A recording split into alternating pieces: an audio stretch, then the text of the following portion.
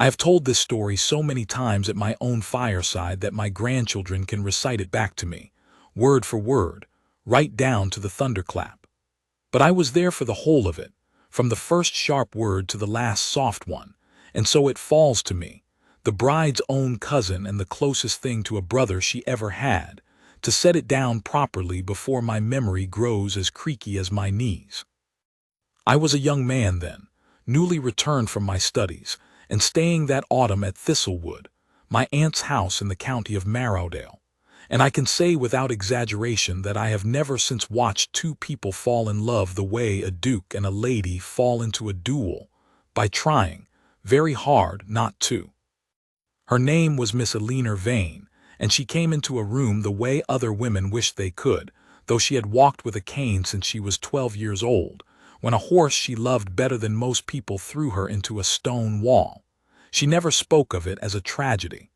"I traded a summer of running for a lifetime of not suffering fools," she told me once, "and I call that a fair exchange." She managed her widowed mother's household accounts better than any steward in 3 counties, read Ovid in the original for pleasure, and possessed a tongue that could, and often did, undress a pompous man in 11 words or fewer. It was at my aunt's dinner table that she first crossed swords with the Duke of Ashcombe, whom the county had long ago christened the Storm Duke, not for any wickedness, though half of Marrowdale believed otherwise, but because he arrived everywhere like weather, fast, dark, and impossible to ignore. He had inherited Hallowdene, its towers and its 10,000 acres at 24, buried a father he'd never forgiven and a mother who'd left too soon, and had spent the 8 years since building a reputation for silence so total that hostesses wept with gratitude if he stayed past the soup course. He did not weep with gratitude that night. He arrived late, spoke to no one, and made the fatal error of remarking over the fish that he could not fathom why a woman would trouble herself with Latin when French sufficed for compliments and English for commands.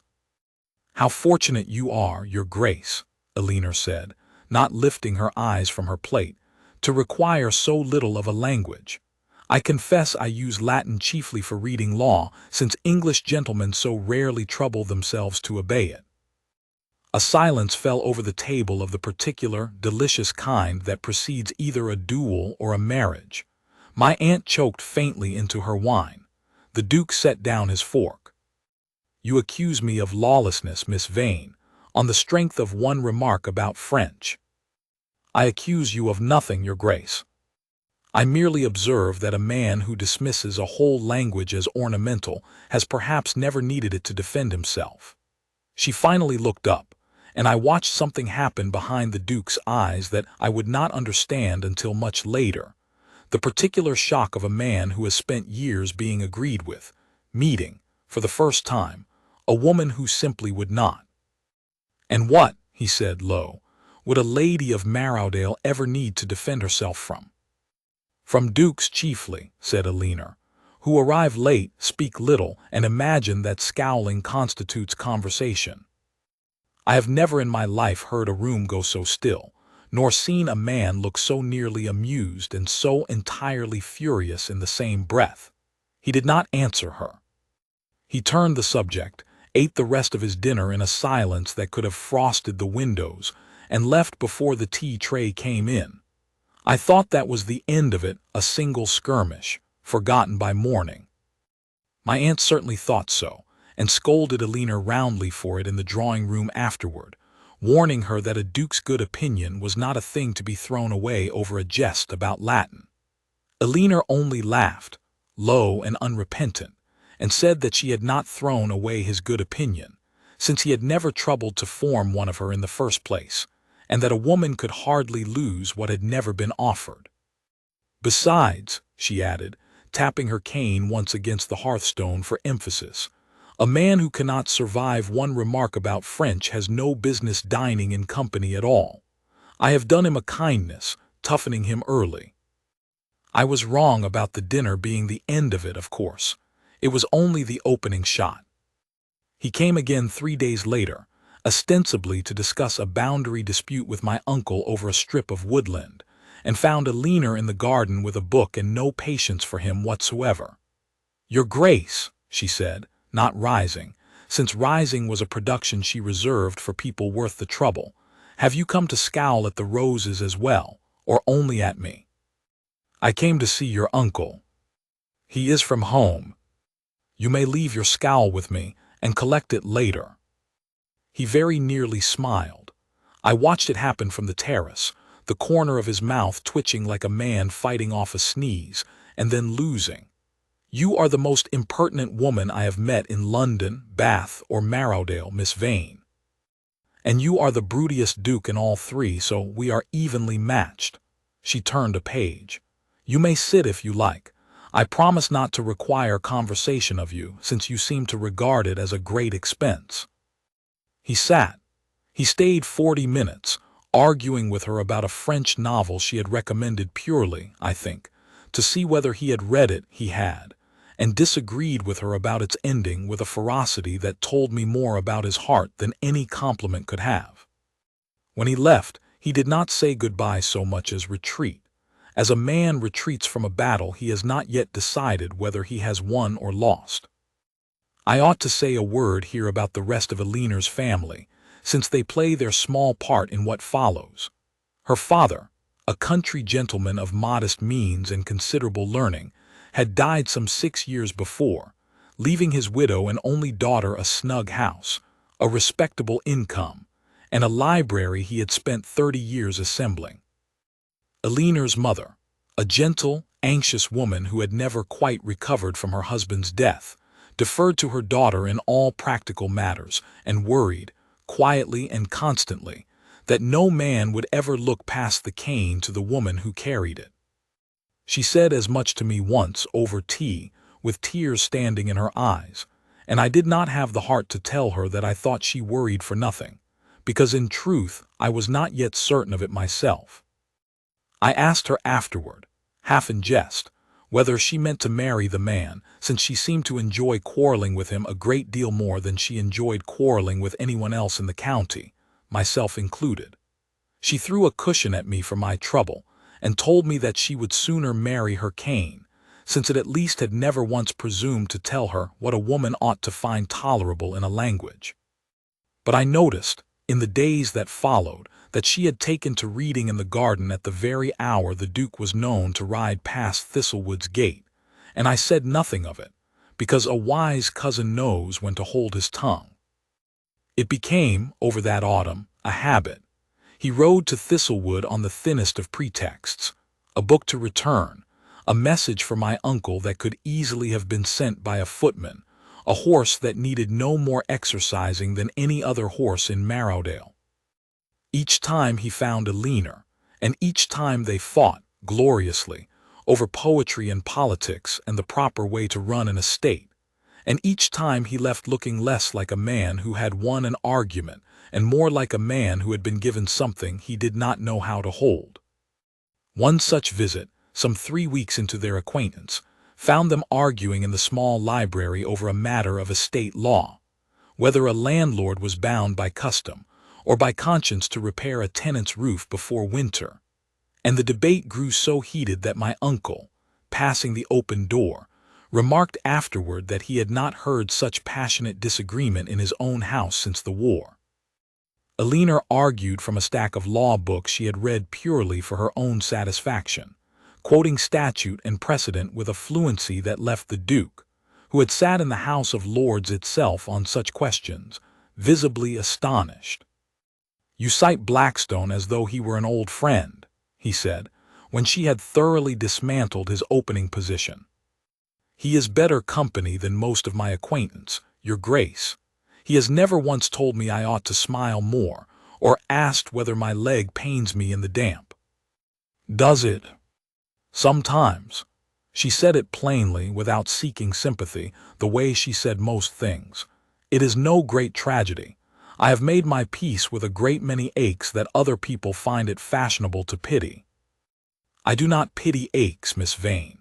I merely wondered, since you seem determined to walk the length of every garden and library in Marrowdale on principle, whether the principle ever tires you as much as the walking."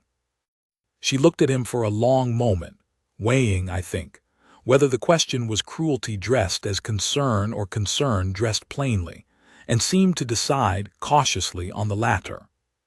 "The principle," she said, "has never once failed me. I cannot always say the same of my leg, but I have found that a stubborn mind carries a body a very great deal further than most people credit." He had no answer for that beyond a long, searching look that told me, watching from the doorway, that whatever contest of wits he thought he had ridden over to win, he had lost it entirely and gladly. It was not many days after that he did something none of us expected. He invited the whole of Thistlewood, my aunt and uncle, Eleanor and myself besides, to dine at Hallowdene itself, a thing he had not done for any family since his inheritance. I had heard the house called cold and half shuddered against a grief its master had never properly buried, and I expected something forbidding. What I found instead was a house of extraordinary beauty gone quiet from disuse, vast rooms under Holland covers, generations of Ashcombs watching from their portraits over halls that echoed too readily for comfort, a library half empty, where books had been sold off in a lean year his father never spoke of. Eleanor moved through it all with her usual unhurried curiosity, pausing over portraits, running a hand along the spines of neglected books, and I watched the Duke watch her do it with an expression that had, by then, become entirely familiar to me. The look of a man who had shown a stranger his house and found, to his own astonishment, that she saw exactly what was wrong with it and did not think less of him for the wrongness.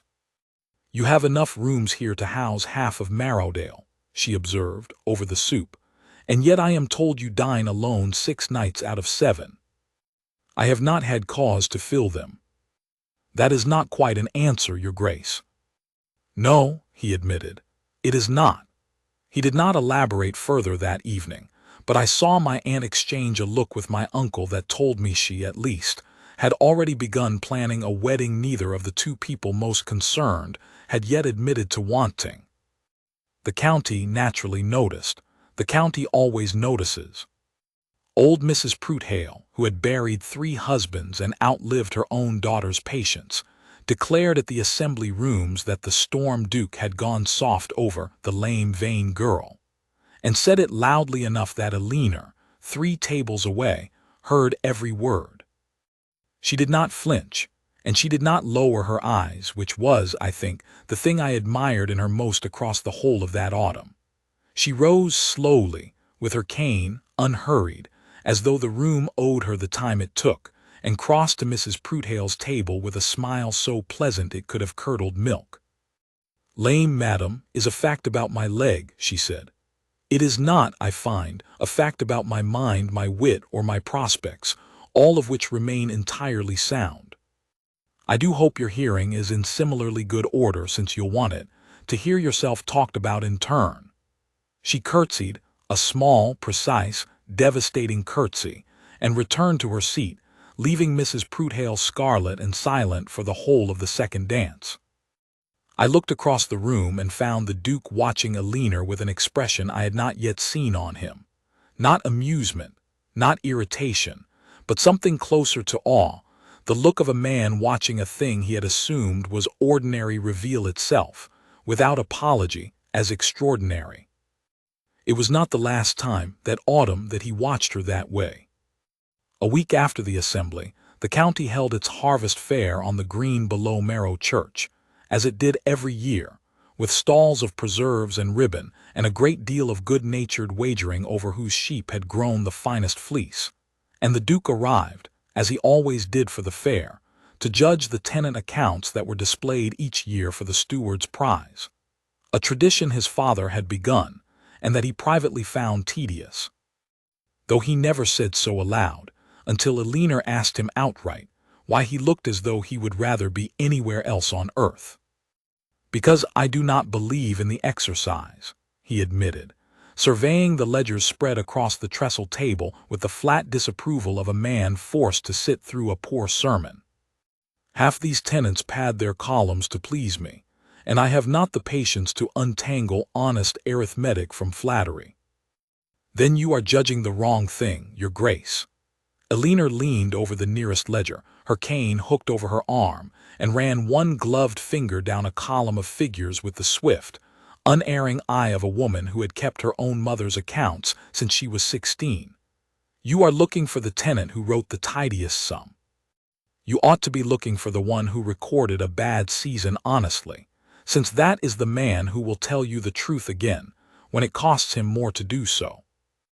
And which is that, in your expert opinion? This one. She tapped a ledger belonging to a widow named Hobbs, whose entries showed a poor turnip crop set down in plain, unflattering ink beside a scrupulous accounting of every shilling spent to save it. She has lost money and told you so to your face in writing, where you might easily have penalized her for it. That is not carelessness, your grace. That is courage. He studied the ledger for a long moment, then studied Elena for a longer one. You have just done in 30 seconds what my steward has failed to do in 8 years. Your steward, I expect, is afraid of you. I am not burdened with that particular affliction. No, he said, something rueful and wondering in his voice. You are not burdened with it in the slightest.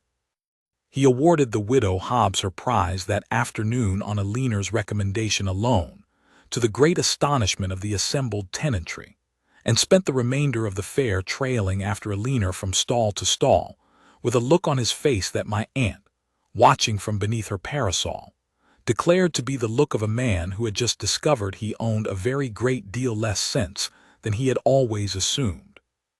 It was in that same fortnight that Mr. Josiah Ferris came to call at Thistlewood, a pleasant, prosperous gentleman farmer from the far side of the county, who had buried one wife already, and had, I think, decided that Elena's sharp tongue would make a welcome change from his first marriage's placid silence.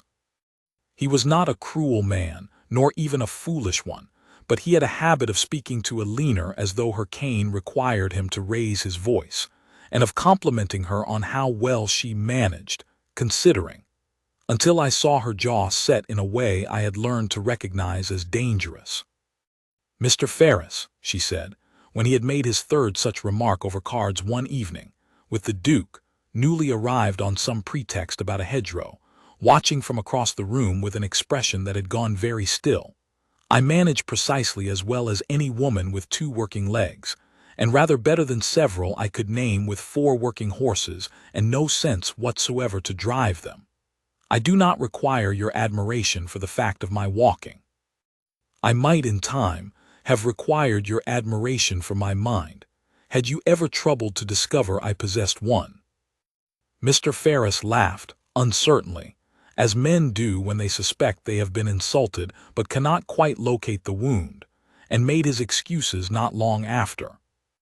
I watched the Duke's shoulders ease from where they had gone rigid by the mantel, though he said nothing of it that night beyond an unusually long silence over the whist table, in which he lost every hand and did not appear to notice. It was I who finally asked him, walking him out to his horse, whether he meant to let Mr. Ferris go on calling at Thistlewood without contest, since the whole county seemed to expect a match there eventually, if not this season then the next.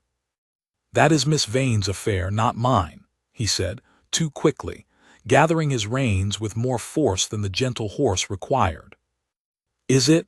I said, in the tone of a young man who has learned, over a long autumn, exactly how much license he may take with a duke who has begun, however slowly, to regard him as something like a friend. He did not answer me directly, but he was back at Thistlewood 2 days later, and the day after that, and Mr. Ferris's calls grew steadily less frequent until they ceased altogether, and nothing further was ever said about it by anyone, least of all the Duke, who had apparently decided that the matter required no further defending than his own continued presence. It was a fortnight after the fair that the weather did what weather in Marrowdale does best, which is to say, it turned without warning and without mercy. Elena had gone to visit her old governess in the next parish and was to return before dark. The Duke, riding home from a magistrate's dinner, happened, or did not happen, I have always privately suspected the coachman had his instructions, to overtake her carriage on the high road just as the sky opened. The road along Marrow Ridge is a poor one in good weather and a peril in bad, and within the hour a wheel had cracked on a rut hidden by the rain, stranding Aliner's carriage at a crooked angle with dusk coming on and no house in sight but a half-ruined shepherd's cottage a quarter-mile distant. The Duke's own carriage drew up behind hers moments later, and it was he, coat already soaked through, who wrenched open her door against the wind. "Miss Vane, you cannot stay here." "I had rather worked that out for myself, your grace, thank you." She was pale but composed, her cane braced against the seat, her bonnet ruined by a leak in the roof. "Though I confess I hadn't settled on an alternative." "My carriage, now." He held out his hand, and for once she did not argue, only because the wind chose that moment to shriek down the ridge like something alive, and even Aliner Vane knew better than to debate a duke and a gale at once.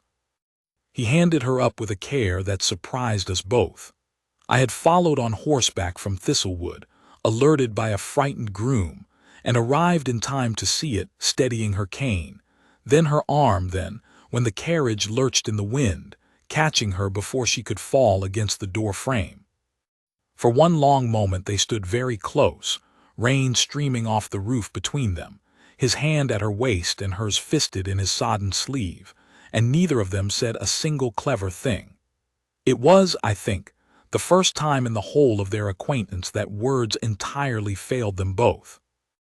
The bridge at Marrow Ford was already flooding by the time the coachman reached it, and there was nothing for it but to turn back and wait out the storm in the carriage itself, drawn up under what shelter the old cottage walls could offer, the horses unhitched and stabled in its one dry corner, the coachman and groom huddled with them. The Duke and Aliner sat across from one another in the swaying dark, a single carriage lamp guttering between them, thunder rolling over the ridge like something settling old scores with the sky. "You are shivering," he said, after a silence that had gone on rather longer than either of them was accustomed to enduring. "I am cold, your grace, not dying. There is a distinction, though I understand it may be unfamiliar to a man who treats every inconvenience as a catastrophe." He shrugged out of his greatcoat anyway and set it over her shoulders before she could refuse it, and this time she let him, which told me, when she related the story to me weeks later with suspicious carelessness, that something in her had already begun to give way. "You do not have to fight me on every single point," he said. "I am not your enemy, Miss Vane. You are a duke. Dukes are everyone's enemy on principle until they prove otherwise. And have I not been trying to prove otherwise for 2 months, riding to Thistlewood on excuses so thin your uncle must think me either besotted or half-witted?" The lamp flickered. Aliner was quiet for a moment, and when she spoke again her voice had lost its blade. "Besotted, I should think, since you have never once shown any sign of the other." "Then you noticed." "I notice everything, your grace. It is rather the trouble with me." "It is not a trouble." He leaned forward, elbows on his knees, studying her in the low light with an intensity that would have undone a lesser woman. "I have sat through 100 dinners in London, where women agreed with everything I said before I had finished saying it. I came home to Marrowdale to be left alone, and instead I found a woman who contradicts me at every turn, and I find that I would rather be contradicted by you than agreed with by anyone else alive. That is either the finest compliment I have ever received, or the strangest. Both, I expect. I am told I am not a romantic man." "You are told wrong," she said quietly, "though I shall deny I said so if you ever repeat it."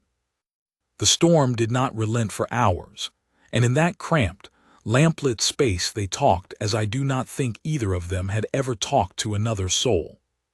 He told her, haltingly at first and then in a rush, as though a door long painted shut had finally given way, of his father's coldness, a man who had measured his son's worth in ledgers and hunting seasons, and never once in kindness, and of his mother, who had died when he was 9 and left behind a house that had never again learned how to be warm. He told her he had returned to Hallowdene from London 3 years before meaning to stay a season, and had simply never left, because solitude, however cold, was at least honest, and he had grown weary of rooms full of people who wanted nothing from him but his title. "And now," Elinor asked, very quietly, the wind still tearing at the shepherd's cottage beyond the carriage walls, "do you still find solitude honest, your grace?" I begin to think I mistook it for peace, when it was only silence. He turned his hat over once in his hands, a gesture I would come to know well in later years as the one thing that betrayed him when words alone would not. "You are the first person in a great many years who has asked me a question and then waited, actually waited, to hear what I would say, rather than what I ought to say. I am considered very rude for it." "You are considered a great many unjust things, Miss Vane, and I begin to suspect I have believed too many of them without troubling to look for myself." She was quiet at that, and when she spoke again it was of her own history, told without a trace of self-pity, in the plain, unhurried voice she used for facts rather than confessions. She told him of the horse, and the wall, and the long year afterward spent learning to stand again, and the harder year after that, learning not to apologize for how she stood, for the stares in ballrooms, for the mothers who steered their sons away from her at assemblies, for the particular exhaustion of being thought less than whole by people who had never once heard her finish a sentence. "I do not tell you this so that you will pity me," she said, lifting her chin in the lamplight, every inch the woman who had silenced Mrs. Prudhale without raising her voice. "I have had a lifetime of pity, your grace, and I find it a very poor substitute for being taken seriously." "I do not pity you," he said, and there was something almost fierce in it. "I do not know that I have ever met anyone less deserving of pity in my life. You have made a duke sit in a garden for 40 minutes discussing a novel he did not wish to discuss, awarded a farm widow her prize over my own steward's objections, and told the worst gossip in 3 counties precisely what you thought of her hearing, all without once raising your voice. I find myself, Miss Vane, rather more afraid of you than of anything Marrowdale has to offer, storms included." She laughed then, a real laugh, startled out of her by surprise, and the sound of it seemed to undo something in him that I do not think he had meant to let go of so easily. They spoke on, of books and grief, and the particular loneliness of being the cleverest person in a room and having no one answer back, of her father, dead these 6 years, who had taught her Latin at her sickbed because he refused to let a broken leg dull a sharp mind, and of the Duke's own solitary boyhood, tutored alone in a house with no other children in it for miles. Somewhere in the telling, his hand found hers across the narrow space between the seats, and she did not pull away, and when the storm broke at last past midnight and the coachman called that the ford had cleared, neither of them moved to end the conversation, only to continue it more quietly all the way home. He delivered her to her mother's door himself, refusing his own bed until he had seen her safely inside, and stood a moment too long on the step before he bowed and rode away into the last of the rain. I was waiting up, as an anxious cousin will, and I confess I had never seen Elinor Vane look so entirely undone by anything as she looked, that night, climbing her own stairs. He did not call at Thistlewood for 4 days after the storm, which was, by then, so uncharacteristic a silence that even my aunt remarked upon it. I rode over to Hallowdene myself on the 5th day, ostensibly to return a book, and found him in his study staring at a fire he had let burn down to embers, looking for all the world like a man arguing with himself and losing. "You have not called on Miss Vane," I said, with the bluntness only a young man newly certain of his own cleverness can manage. "I have been considering," he said, "whether it is fair of me to call at all." "Fair to whom?" "To her." He turned from the fire, and for the first time since I had known him he looked less like a duke than like any other man wrestling with his own heart. "She has spent her whole life being underestimated, being offered pity where she wanted respect, being watched by every mother in the county to see whether she would finally admit her situation and retire from company altogether. If I call on her now, after that storm, The whole of Marrowdale will say I did it out of duty, or worse, out of charity, that the great Duke of Ashcombe took mercy on the lame, vain girl, and every kindness I have ever meant honestly will be twisted into condescension. I would rather stay away and let her think me merely rude than have her believe, for one moment, that what I feel for her is anything less than plain, unclouded want. I confess I did not know, at 21, how to answer a duke's fear so nakedly confessed, and so I said the only true thing I could think of. Then tell her that, exactly as you have told me, instead of deciding it for her by staying away. I have known Eleanor the whole of my life, and I promise you she has never once required a man to protect her from his own devotion. She requires only that he be honest about it. He was quiet a long while, turning his signet ring once around his finger, and then he called for his horse. He found her that same afternoon in the orangery at Thistlewood, and I am told, for I was not present this once, having had the good sense to remain in the house, that he said something very near what he had said to me, plainly and without a single clever turn of phrase, and that Eleanor listened to the whole of it in silence before informing him that he was, for a man reputed to be the most feared duke in 3 counties, a remarkable coward about being loved. He laughed at that properly, the first full laugh I believe anyone in Marrowdale had ever heard out of him, and matters between them proceeded rather more easily from that afternoon forward, though the county's tongues, as county tongues will, had not yet finished wagging. The county, of course, had its own theories about a duke and a lame lady's daughter caught out in a storm together, and not all of them were kind. It was old Mrs. Prudhale again who did the most damage, whispering at the next assembly that the duke had surely been trapped rather than charmed, and that no man of his consequence would choose, in his right mind, a woman who could not so much as stand up for a full set of dances.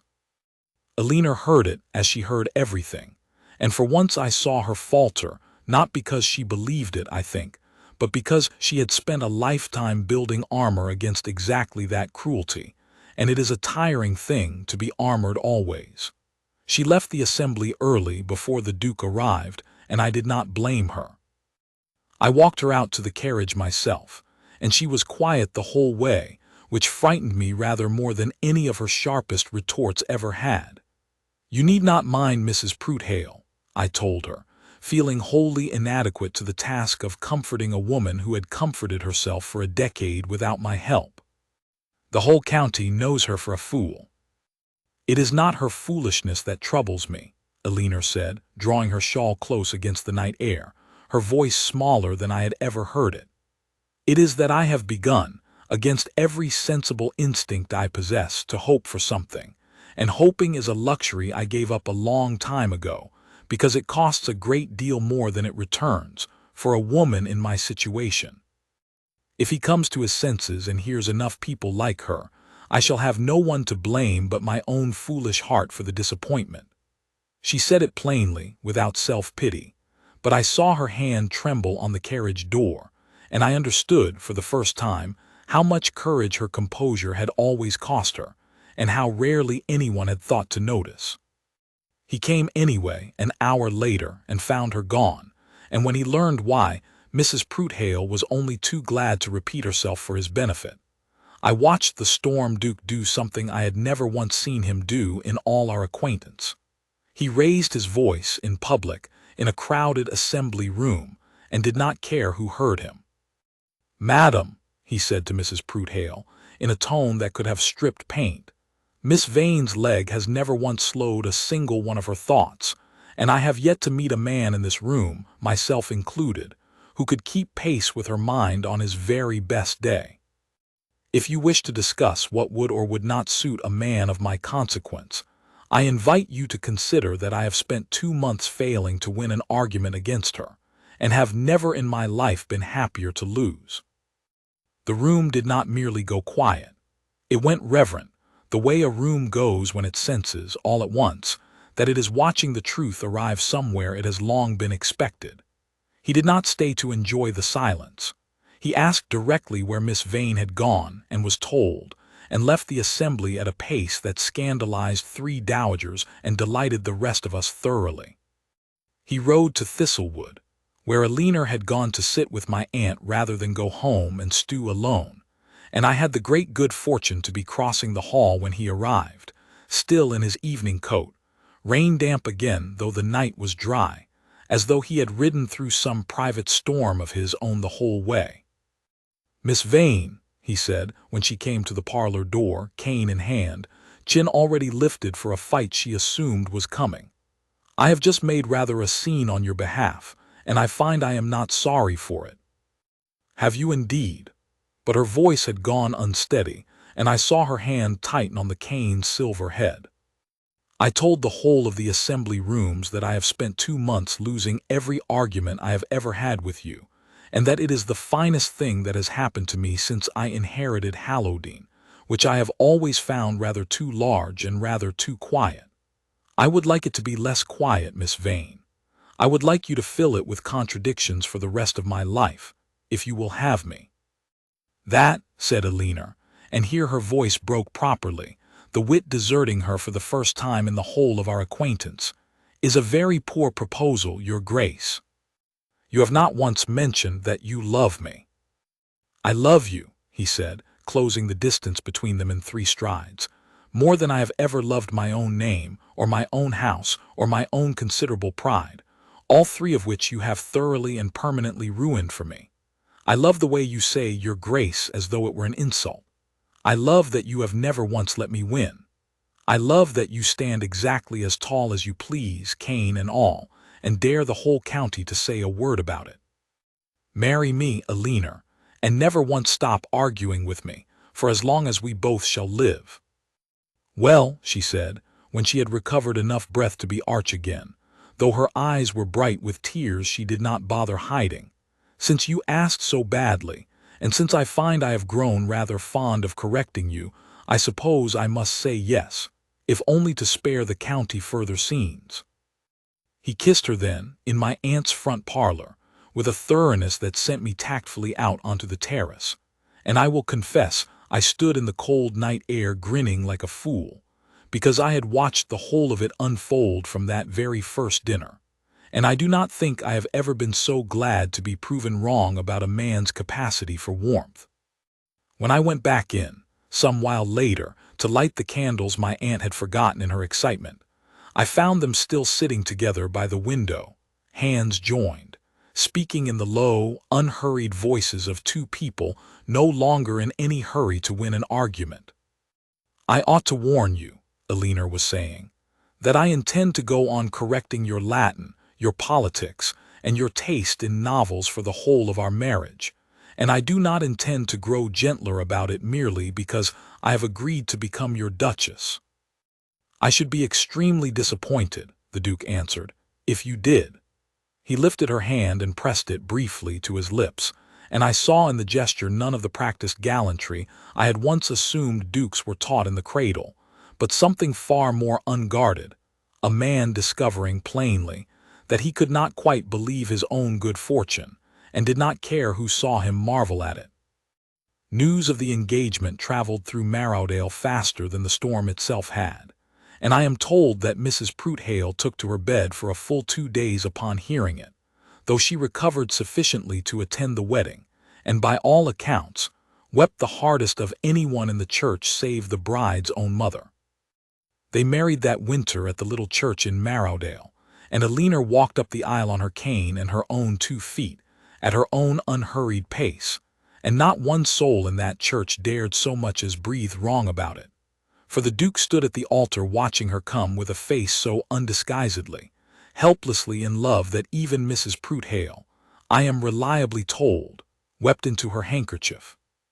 I gave her my arm as far as the church door, since her mother's nerves would not permit her to walk the last of it without weeping, and I remember Alina pausing there a moment, cane in hand, to look at the small crowd of Marrowdale faces turned toward her, some fond, some merely curious, 1 or 2, even then, faintly disbelieving that the county's sharpest tongue had tamed its most feared duke rather than the reverse.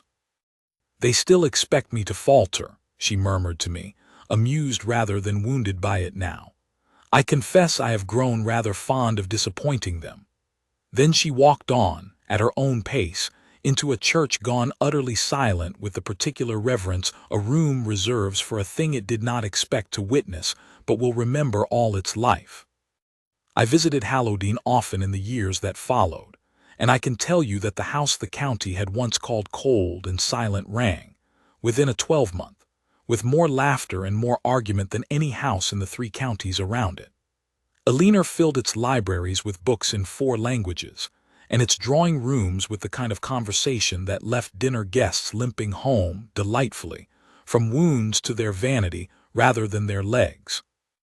She ran the estate's accounts better than any steward Halloween had ever employed, argued policy with her husband at every turn, and never once, in all the years I knew her, apologized for the cane that carried her exactly where she wished to go. She took over the very tenant ledgers that had first shown the Duke her mind, and within 3 years Halloween's accounts were spoken of, without irony, as the best kept in the county, so that other landowners sent their stewards to learn her methods and went away grumbling that they had been out-argued by a woman with a cane and a Latin grammar. She kept Widow Hobbs's turnip ledger framed in the estate office ever after, as a private joke between herself and her husband that no visitor ever quite understood, though both of them would smile at it in a way that told the rest of us everything we needed to know. I remember one evening, some years into their marriage, watching them across the long dining table at Halloween, deep in an argument about a shipment of foreign novels that had disappointed them both for entirely different reasons, each talking over the other with the easy, delighted ferocity of people who had never once had to pretend to agree. Their eldest daughter, not yet out of the nursery, had already taken to standing in doorways with her chin lifted in unmistakable imitation of her mother, and the Duke caught me watching them and only shrugged, happily, as if to say he had long ago stopped trying to win and did not mind in the least. He built, that first winter of their marriage, a smooth gravel path from the west terrace down through the gardens to the old oak by the lake, wide and level the whole way, and told no one why until Alina found it herself on a spring morning and stood looking at it a long moment before she went and found him in his study and kissed him without a word of preamble. For a woman who prized words above nearly everything, the highest compliment she ever paid him. There was a particular evening, some 10 years into their marriage, that I have always thought summed up the whole of what they had built together. Halloween was hosting the county assembly that winter, the first time the Duke had ever offered his own ballroom for the purpose, and Alina stood at its center, not at its edge as wallflowers and cane users were once assumed to belong, holding court among half the great families of Marrowdale with the same unhurried command she had once used to silence Mrs. Prudhale over a single dinner. The Duke did not hover at her side, anxious to prove his devotion to a watching room. He stood across the ballroom in quiet conversation with a magistrate, and every so often his eyes found her across the candlelight, and something in his whole bearing eased, as though her presence alone was reassurance enough that all was well with the world. Mrs. Prudhale, by then a decade older and considerably wiser, remarked to me at the punch bowl, without apparent irony, that she had always known the Duchess of Ashcombe would prove the making of Halloween. I did not remind her what she had once said on the subject in a crowded assembly room. Some victories, Alina had taught me by then, are better left to speak for themselves. I asked the Duke once, very late, over a decanter we had both done some damage to, what had undone him first, the dinner table, the garden, or the storm on Marrow Ridge. "None of those," he said, smiling the smile that only she and by then his children could summon from him easily. "It was the assembly room, the night I made a fool of myself over her in front of the whole county."